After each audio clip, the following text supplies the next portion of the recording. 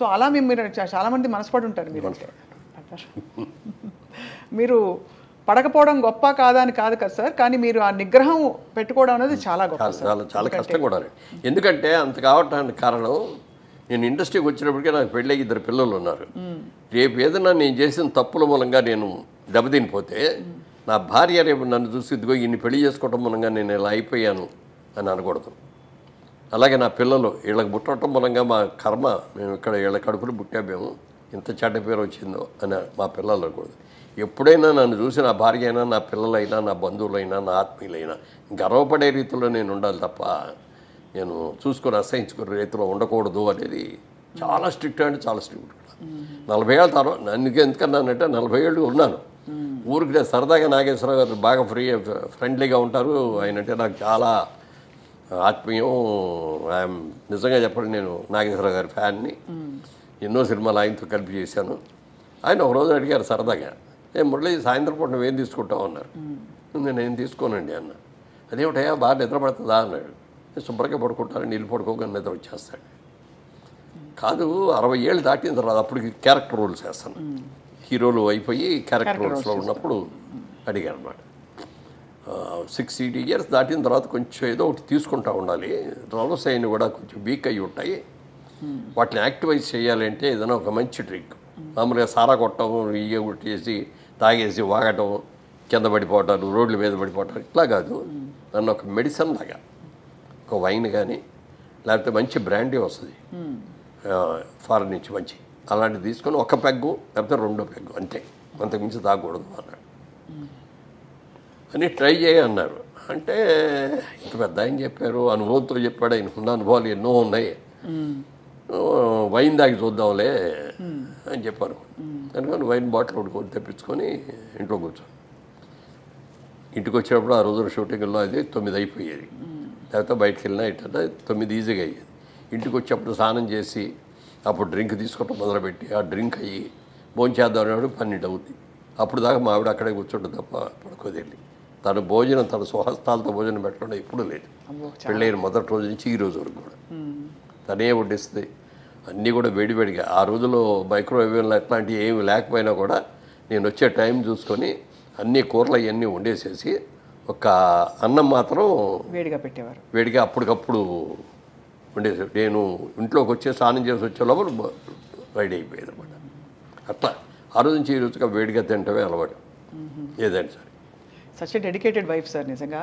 And ఎంత నమ్మకంగా మిమ్మల్ని మీ వెంటే ఉండి మిమ్మల్ని నమ్మకంతో అంటే ఇండస్ట్రీలో ప్రోత్సహించడం అంటే సార్ వైఫ్ సపోర్ట్ లేండే మనకు అన్ని రంగాల్లో పార్ట్నర్ సపోర్ట్ ఉండాలి. నువ్వు ఎంత సంపాదించినా, ఎంత కీర్తి ప్రతిష్ట, ఇంటికి వచ్చేటప్పుడు హ్యాపీగా లేకపోతే ఎంతకంటే దరిద్రం ఇంకోటి ఉండదు. ఎన్నో ఈ ఫ్యామిలీస్లో చూశాను నేను ఇట్లాంటివి కూడా. అది వాళ్ళ తప్ప వీళ్ళ తప్ప అనేది పక్కన పెడితే, అనుకూలమైన భార్య రాక, అనుకూలమైన పిల్లలు లేకపోతే ఆ కుటుంబం ఎంత సంపాదించినా, ఎంత పేరు ఉన్నా కూడా వేస్ట్. అవును సార్. నా అదృష్టం నన్ను దేవుడు పూజ చేయటం మూలంగా కానీ, తల్లిదండ్రులు నాకు ఇచ్చిన శిక్షణ మూలంగా కానీ, అలాగే నన్ను ఇంట్రడ్యూస్ చేసిన ప్రొడ్యూసర్ మూలంగా కానీ, నన్ను దారిలో పెట్టి అభివృద్ధి చేసిన దాసరి గారి మూలంగా కానీ, ఎవరైనా సరే వీళ్ళందరూ కూడా నాకు ఒక క్రమశిక్షణని బాగా నేర్పారు. ఎలా ఉండాలో నేర్పారు, ఎలా ఉండకూడదో కూడా నేర్పారు. అందుకని నాగేశ్వరరావు గారు అంత టైం చెప్పాడు, ట్రై చేద్దామని ట్రై చేసా కానీ నాకు అలవాటు కుదరలేదు. అది అలవాటు. వారం 24 రోజులు ట్రై చేశాను, కుదరలేదు. మనకు కుదిరే కుదరదు కానీ వదిలేసాను. తర్వాత ఎప్పుడు మీరు 1 నెల అయిన తర్వాత నాగేశ్వరరావు ఏంటి ఇది మనం తీసుకుంటున్నావు అయినాను.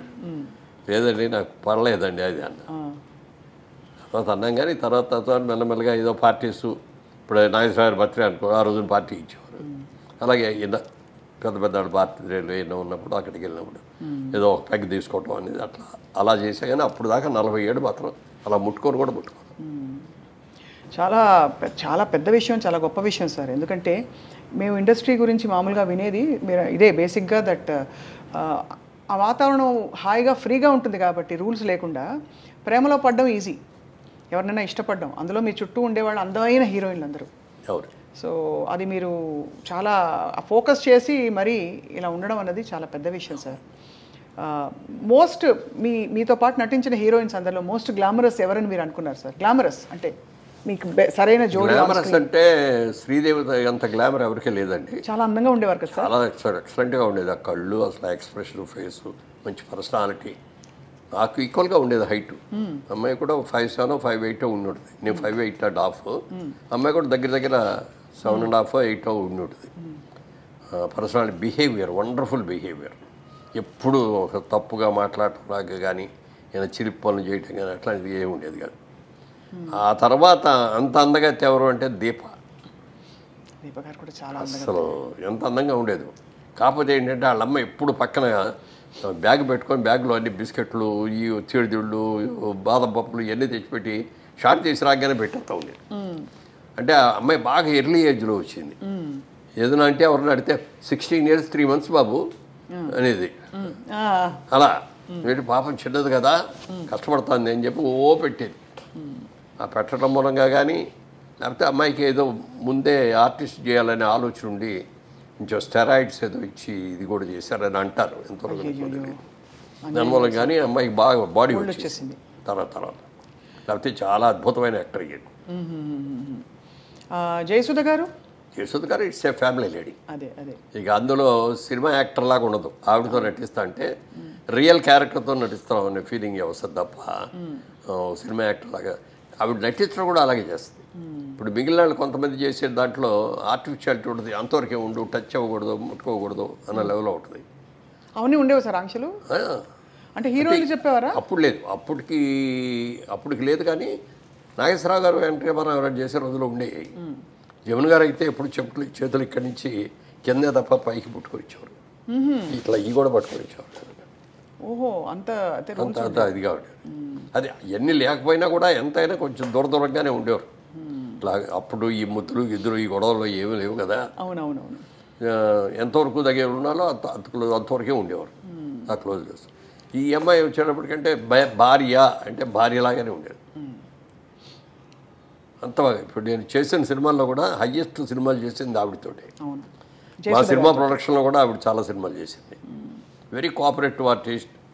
అసలు మామూలుగా హీరోయిన్ లాగా గిద్దుకోటాలు ఉండవు. సింపుల్గా మేకప్ వేసుకొని వచ్చేస్తుంది. ఇది మధ్యతరగతి కుటుంబం క్యారెక్టర్ అంటే దానికి తగ్గట్టే హెయిర్ డ్రెస్ దానికే ఉంటుంది. పెద్ద హెయిర్ డ్రెస్లు కూడా చేసుకునేది కాదు. మామూలు నేత చీరలు, పట్టు చీరలు లాంటివి ఇట్లాంటివి కట్టుకొని అట్లా న్యాచురల్ యాక్టర్ లాగా ఉండేది అనమాట.